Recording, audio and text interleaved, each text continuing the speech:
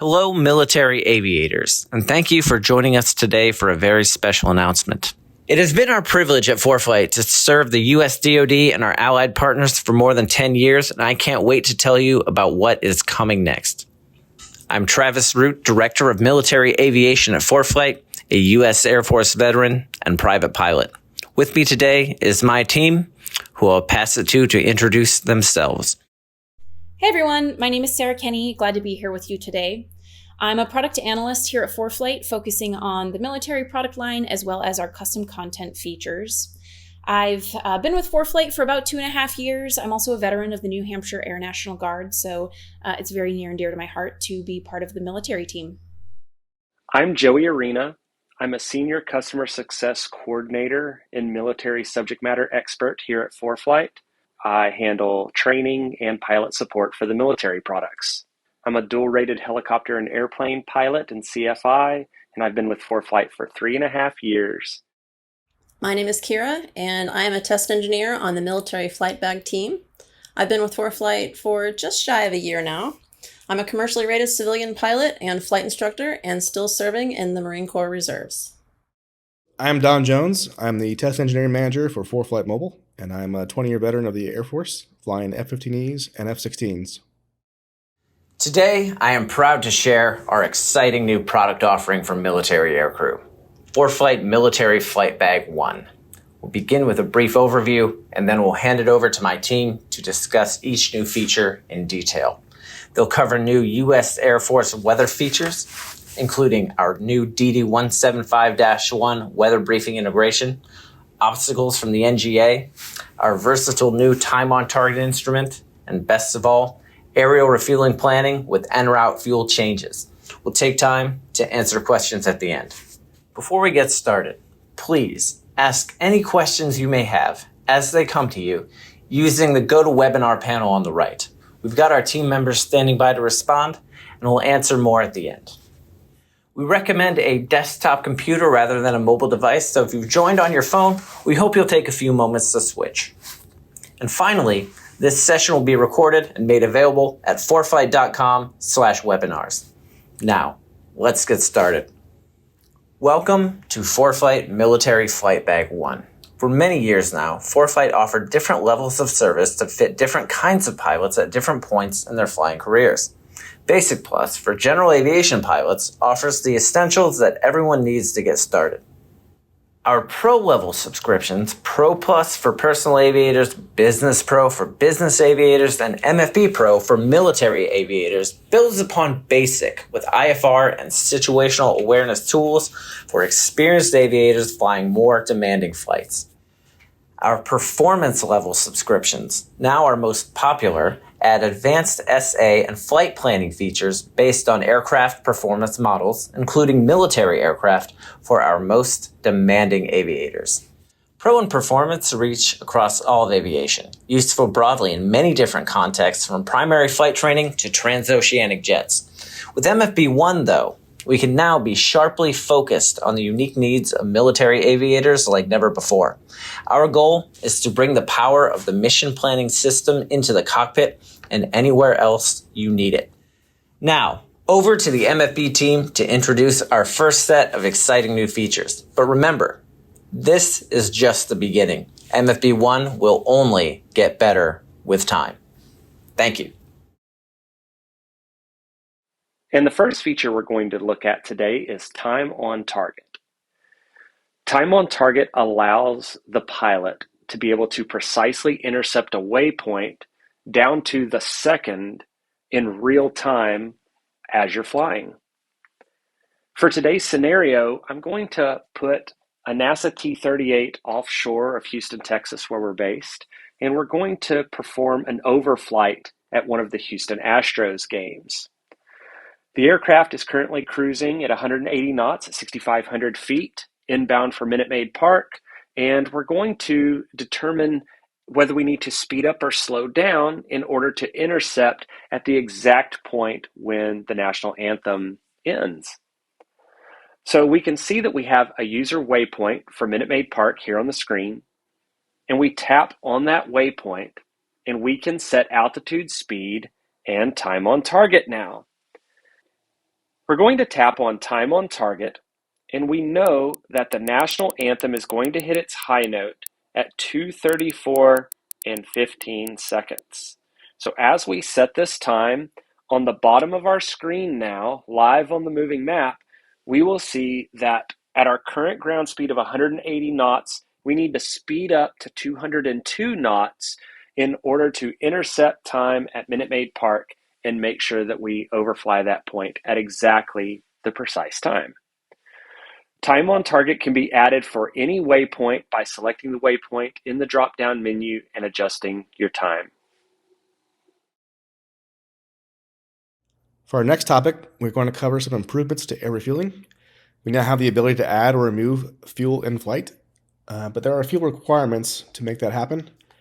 For the fuel adjustments to work in ForeFlight Mobile, you must be on an MFB One subscription, and you must use an aircraft with Jet A fuel.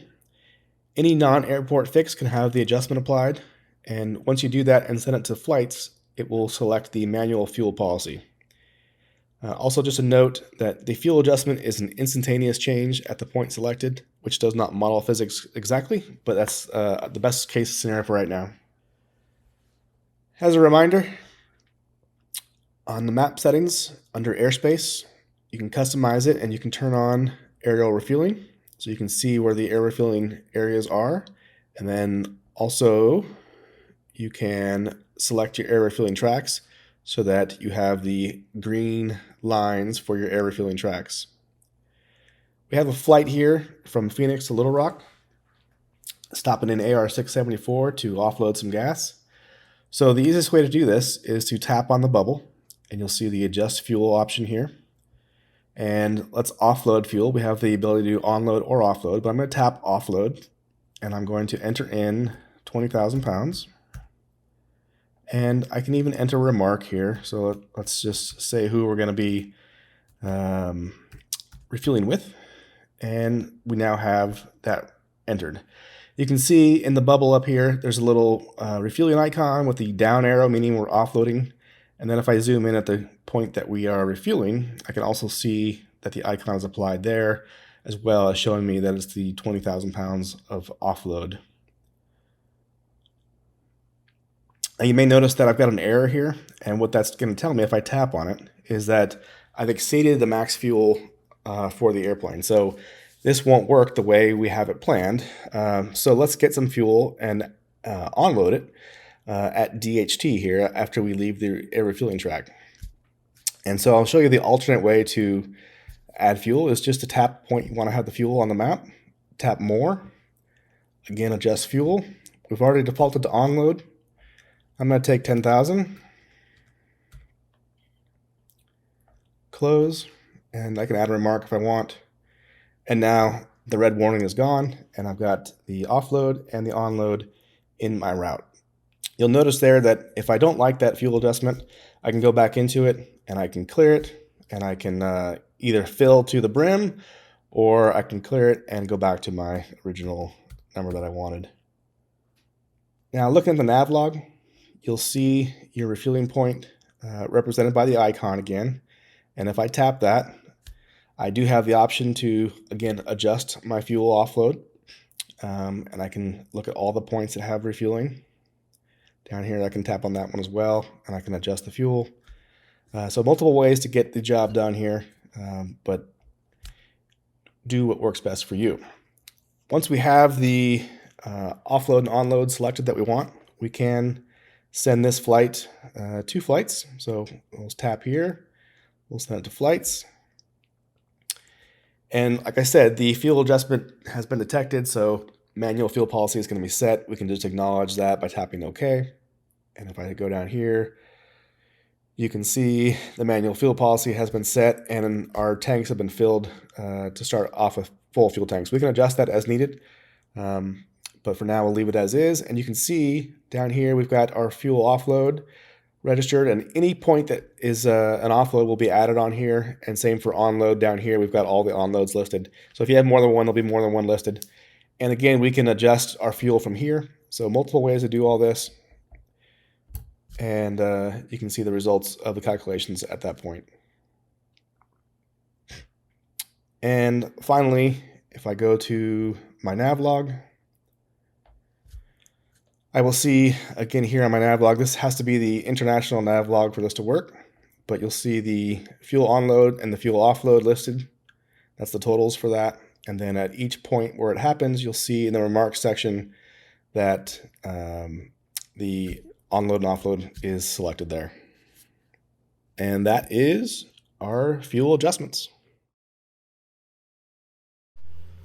Hey everyone, Sarah here with you to chat about our DOD Obstacles feature. So this feature will allow MFB One users to access and overlay the NGA's worldwide obstruction database within ForeFlight for flight planning and navigation. The NGA, as you may be aware, has compiled and maintains the most comprehensive obstacle database in the world, which consists of approximately 23 million points. And for reference, the Jeppesen obstacle database, which ForeFlight currently makes use of, contains approximately 1 million obstacles. So this feature really provides orders of magnitude more detail for enhanced situational awareness. ForeFlight makes use of this data from the digital vertical obstruction file, if you're familiar with the different format types. But with that intro, let's jump into it. To begin, navigate to your Downloads view, and under the Data settings, toggle on the Worldwide Obstacles selection that has that DVOF flag on it. Once your download is complete, navigate to the Map tab and drop down the layer selector. You'll notice on the right you have a new obstacle choice with the DoD flag right there in parentheses. While on the ground, ForeFlight dynamically declutters the obstacles as you pan and zoom. So this super smooth experience, despite the sheer number of data points, is made possible through our high-performance vector tile rendering method, which keeps your device pretty snappy while planning. We definitely understand many of you may be using older devices, and we really did our best to preserve performance where we could. So you can tap into the map settings cog and scroll to the obstacles section to filter obstacles by their AGL altitude. Here we default you to 150 feet AGL, and we've also filtered out anything that's below 20 feet AGL from the data set.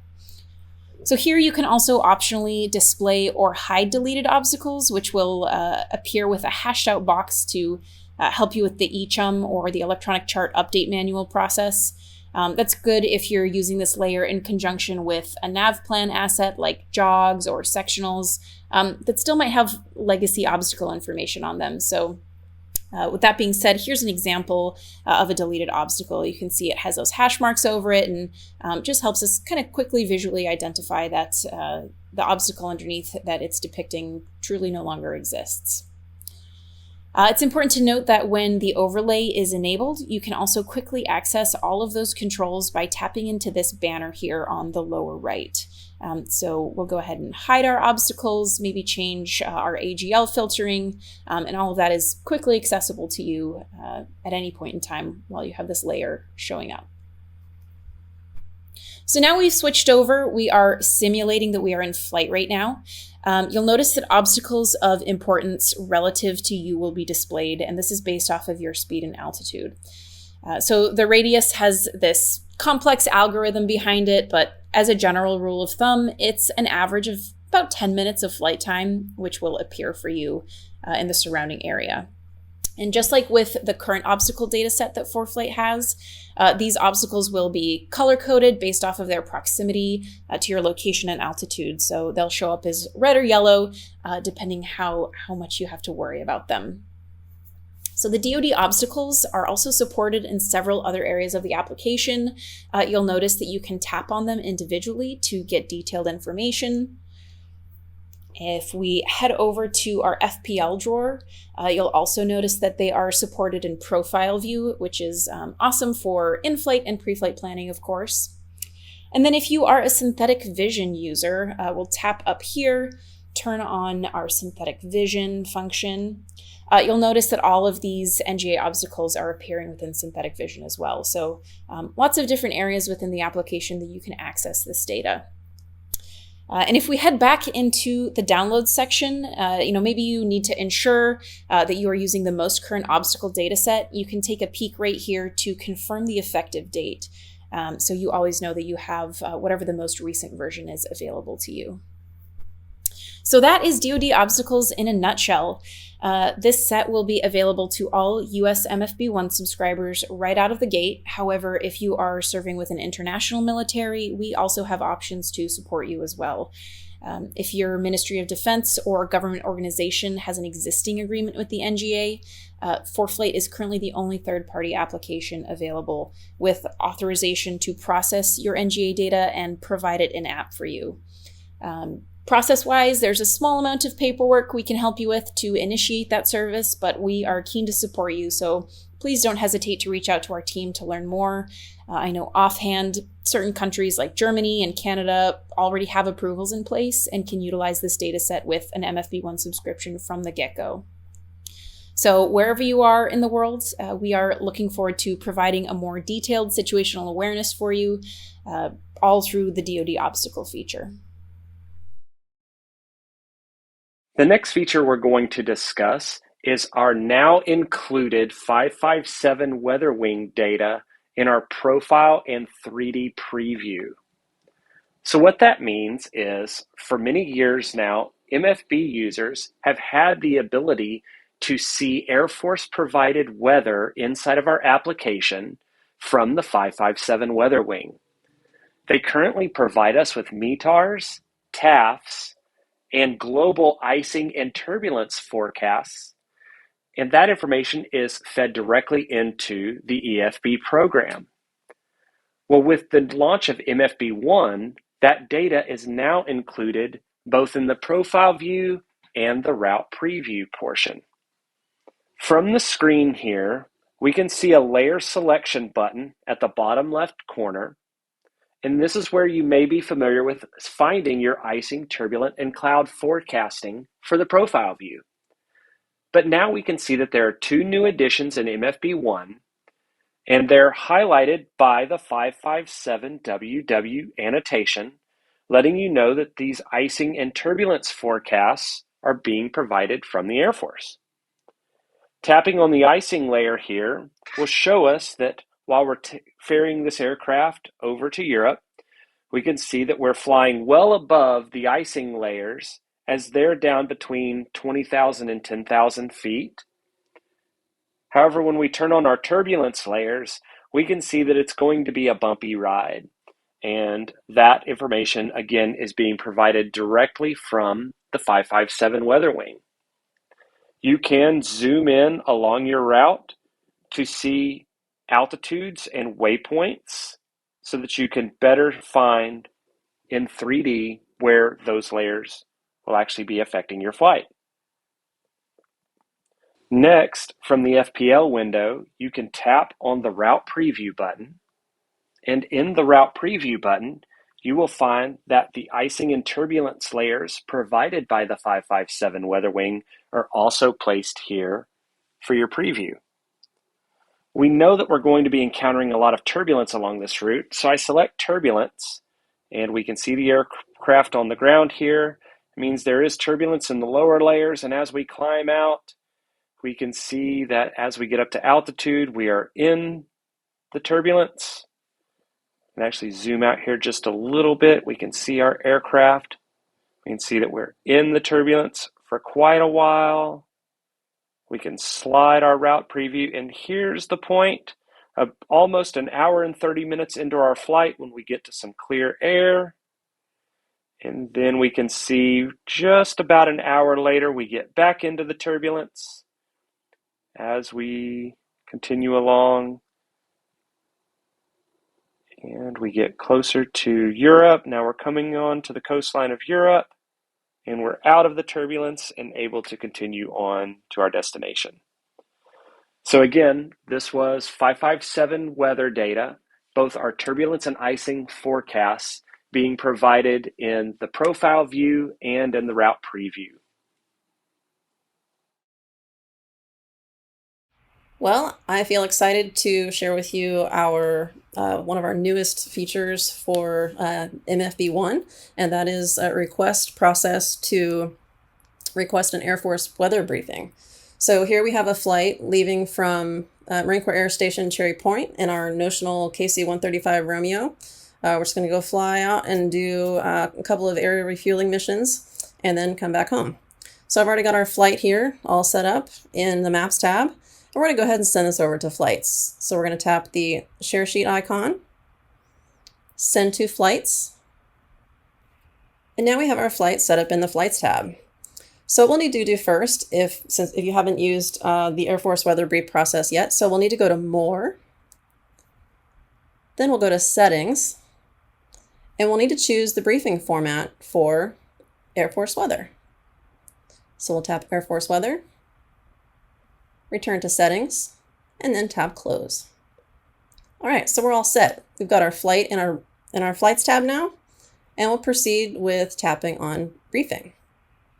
So now we have a briefing request form here. Everything's filled out. We'll go ahead and type in our optional call sign here. We'll call ourselves Otis12. We're going to choose a servicing operational weather squadron here. Today we'll go ahead and choose the 26th Operational Weather Squadron out of Barksdale Air Force Base. You can see here that the squadrons are set up to service specific regions or AORs. So you can choose whichever applies to your flight. Then we'll tap on Back. And we'll fill out the rest of our form here and make sure that it's all complete. There's an optional choice here for weather flight supported. You may or may not, depending on your region, depending on your unit, squadron, you may have a weather flight that supports you directly. So this is optional. I'm going to go ahead and turn this off. So we'll go ahead and enter in our notional name and rank here.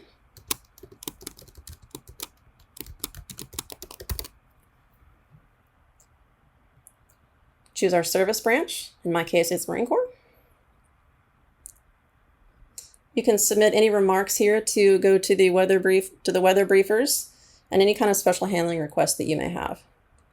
All right, so we'll do one more quick once over to make sure it's complete, and we will submit our request.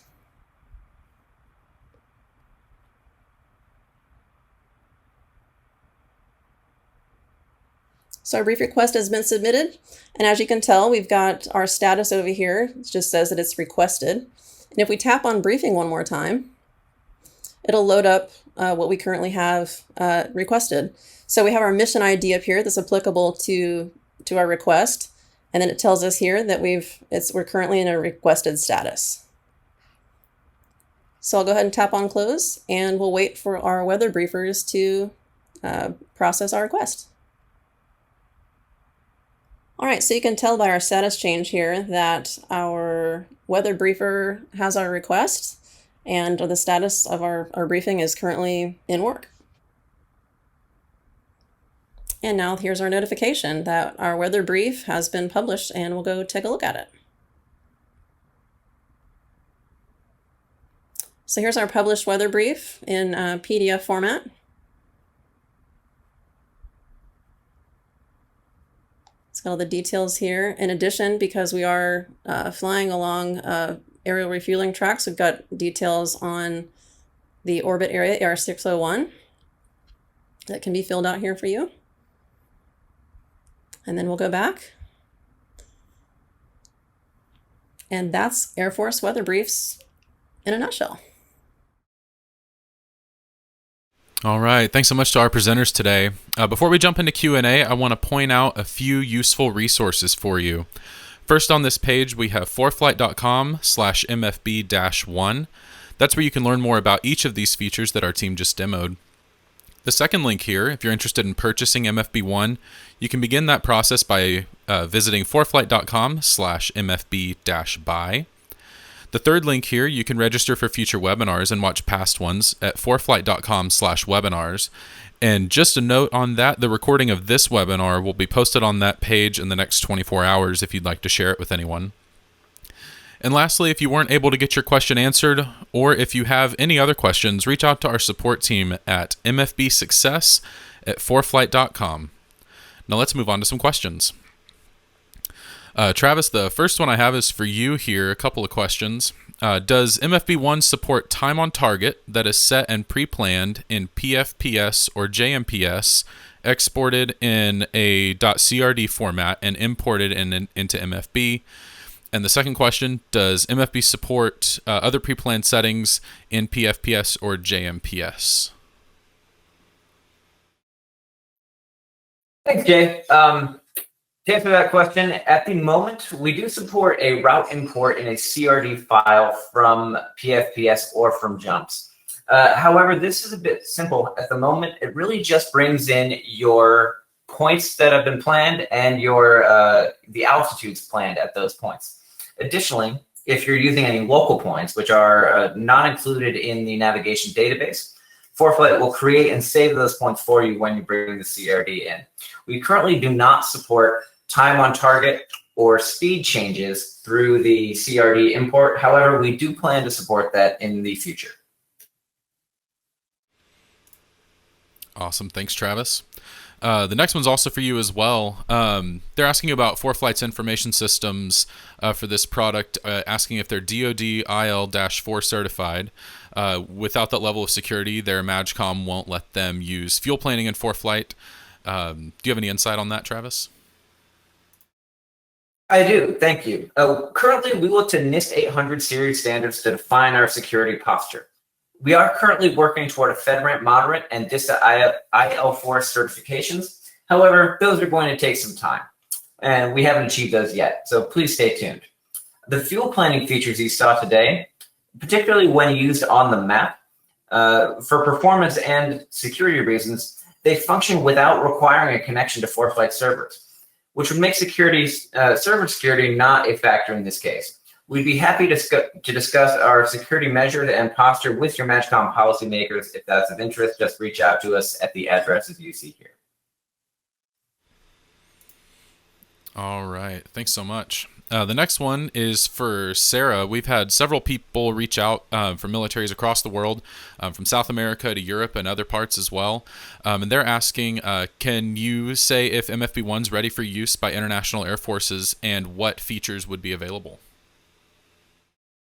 Yeah, absolutely. MFB One can be purchased and used today by international military members right after this webinar ends. You could do it right now. So non-US accounts can still enjoy the time on target feature. They can still plan for aerial refueling operations with the Enroute fueling changes feature. And if you have an existing NGA agreement, you can also make use of the DOD obstacle features as well. So if you, as I mentioned previously, if you do have an agreement with the NGA right now and you're receiving any of that DAFIF and DFLIP through them, but not through ForeFlight, reach out to us afterwards, send us an email. We'd be happy to kind of negotiate a channel where that agreement can be more formalized and you can get your NGA data through ForeFlight. But those three features are kind of the headlining ones that international partners can make use of.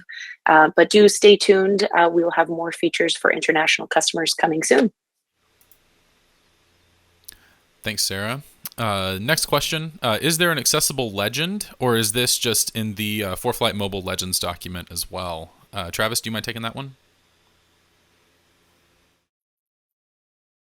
Yes, all our legends can be found in the pilot's guide that's included as part of ForeFlight MFB.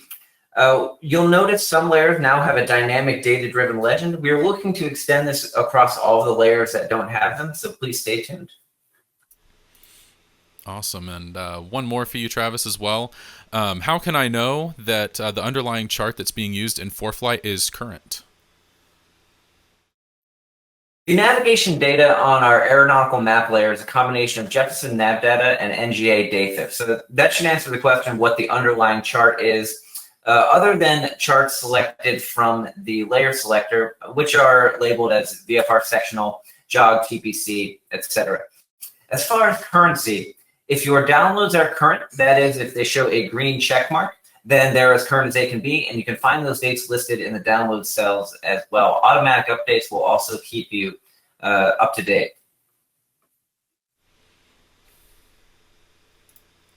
Awesome. And one last question. We've had several questions asking about, tools that would be useful in MFB One. One that was brought up was, have we considered building an airdrop tool? Sarah, do you mind taking that one? Yeah, absolutely. We have heard this request before. We anticipate adding this capability in the future, but we unfortunately don't have a timeline to share. But do keep your eyes peeled for new capabilities coming to all levels of ForeFlight subscriptions, not just one. We plan to continue to grow the performance subscription level as well, and add capability like that to one in the future. Wonderful. Thanks so much. All right. Well, that's the time we've got for today. Again, please take a look at the links and the email address here on this slide. If you have any questions that haven't been answered, please reach out to mfbsuccess@foreflight.com, and we'll see you on the next webinar.